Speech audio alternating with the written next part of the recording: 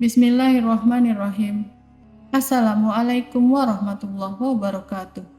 Alhamdulillahirrabbilalamin. Allahumma salli ala Sayyidina Muhammad wa ala ali Sayyidina Muhammad. Semoga kita semua diberikan Allah Subhanahu wa Ta'ala kesehatan dan rezeki yang berkah, diampuni dosa-dosanya, dipanjangkan umurnya, hidup dalam kemuliaan, dan akhir hidup husnul khotimah. Amin ya rabbal alamin.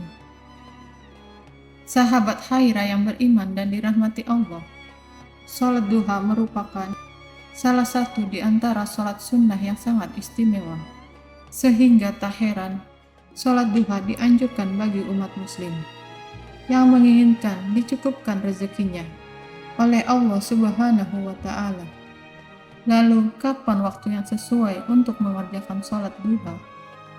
Waktu untuk memulai mengerjakan sholat duha adalah sejak matahari naik hingga condong ke barat.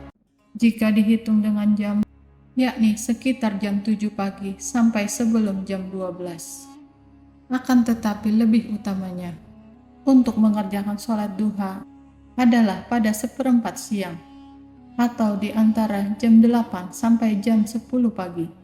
Lalu apa keutamaan ketika kita mengerjakan sholat duha? Apakah harus atau wajib membaca surat ad-duha saat mengerjakan sholat duha? Berikut keutamaan sholat duha.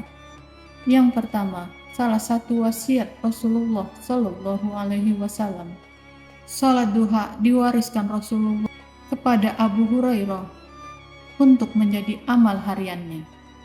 Abu Hurairah radhiyallahu anhu berkata, "Kekasihku Nabi Muhammad mewasiatkan kepadaku untuk berpuasa 3 hari dalam tiap bulan, melakukan 2 rakaat sholat duha, dan melakukan sholat witir sebelum tidur." Hadis riwayat Bukhari. Sahabat Khaira yang beriman dan dirahmati Allah, kalau berbicara tentang wasiat, mungkin yang terpikir dalam benak kita adalah yang berkaitan dengan harta benda. Padahal harta benda terkadang menjerumuskan kita kepada hal-hal yang kurang baik, dan tak sedikit manusia yang lupa akan dirinya karena merasa kekayaan bisa mengekalkannya. Lalu, kenapa Rasulullah Shallallahu Alaihi Wasallam mewasiatkan sholat duha?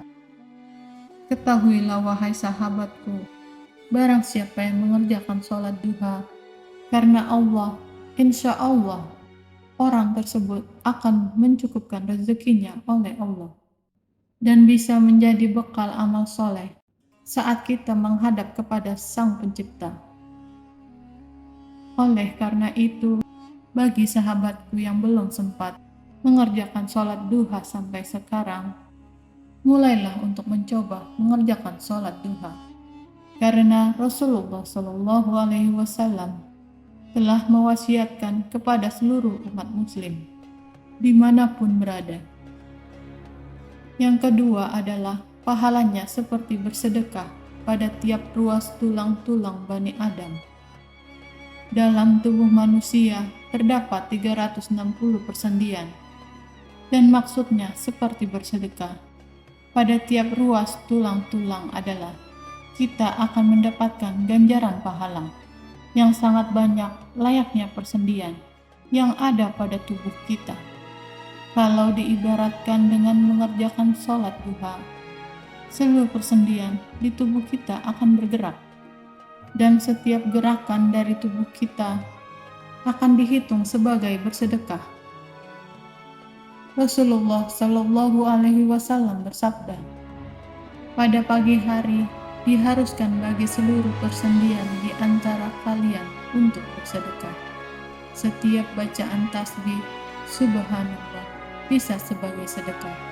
Setiap bacaan tahmid Alhamdulillah bisa sebagai sedekah. Setiap bacaan tahlil La ilaha illallah bisa sebagai sedekah. Dan setiap bacaan takbir Allahu Akbar. Begitu pula mengajak kepada ketaatan dan nahi munkar, melarang dari kemungkaran adalah sedekah. Ini semua bisa dicukupi atau diganti dengan melaksanakan sholat duha sebanyak 2 rakaat. Hadis riwayat Muslim. Sahabat Haira semuanya, sudah sepantasnya sholat duha ini dapat kita kerjakan rutin secara terus-menerus. Meski hanya sebagai sholat sunnah, tapi mempunyai keutamaan dan kedudukan yang luar biasa dan sangat mulia di hadapan Allah.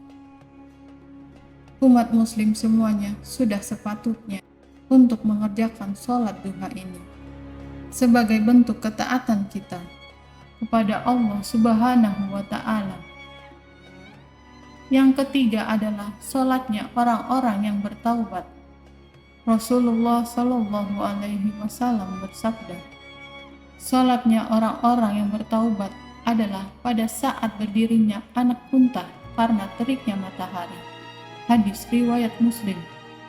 Syekh Muhammad bin Shalih Al-Utsaimin dan Syekh Abdul Aziz bin Baz rahimahullah dalam kitab Riyadhus Shalihin menjelaskan bahwa sholat yang dimaksud adalah sholat duha. Jadi sahabatku semuanya, bagi yang sudah mengerjakan sholat duha, pertahankan supaya bisa rutin mengerjakan.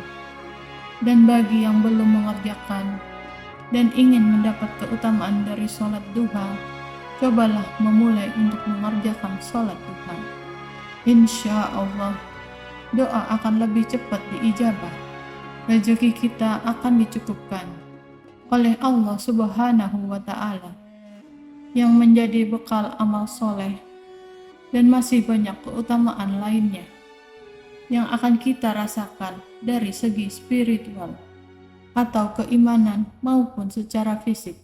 Lalu mengenai apakah surat yang harus dibaca pada sholat duha adalah ad-duha, belum ada dalil atau hadis yang menyatakan tentang struktur khusus yang harus dibaca pada sholat duha. Jadi bisa disimpulkan surah apapun itu boleh dibaca, akan tetapi lebih dianjurkan untuk membaca surah Asy-Syamsi dan ad-duha. Surah Asy-Syamsi terdiri dari 15 ayat dan surat ad-duha hanya terdiri dari 11 ayat.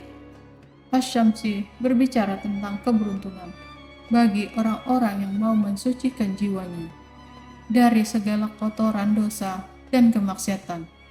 Dan surah ad-duha berbicara tentang Allah Subhanahu wa Ta'ala yang tidak pernah meninggalkan hamba-hambanya yang bertakwa. Berbicara tentang kecukupan rezeki dan larangan untuk menghardik anak yatim, juga orang yang minta-minta, dan mengenai perintah untuk selalu mensyukuri anugerah yang diberikan Allah Subhanahu wa Ta'ala kepada kita. Demikianlah apa yang saya sampaikan. Semoga bermanfaat bagi kita semua. Amin ya Rabbal Alamin. Sampai jumpa lagi di video selanjutnya. Wassalamualaikum warahmatullahi wabarakatuh.